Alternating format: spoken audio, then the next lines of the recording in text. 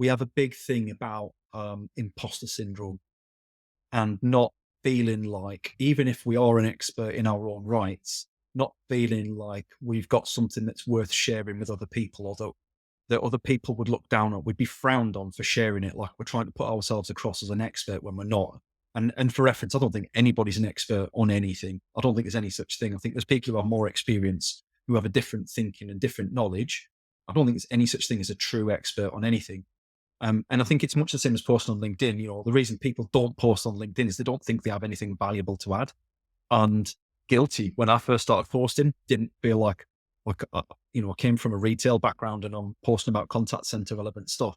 And I had to find my way around how I addressed that in a way that felt like I wasn't trying to tell people how to do their jobs, but I actually found that I could lean back on a lot of that leadership experience that I'd built up over the last 20 years and help people in that, because ultimately the industries are very, very similar.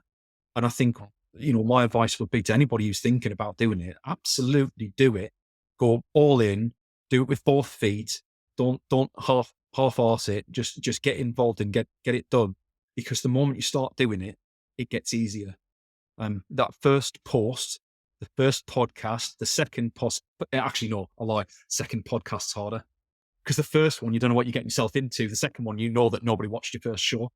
But Yeah. by the time you get 15 done, guys, there will be some regular viewers. And even now, I look back at some, you know, I release clips on a regular basis from some of the Mojo LinkedIn accounts and stuff like that.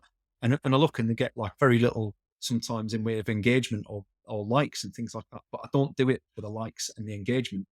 I do it because somebody might view that who it just triggers something for them, and it might just change the way that they think, or it might just change what they're doing, or make them approach something in a different way. They don't have to like or engage with it for me to impact on them. And I think that's the beauty of it for me.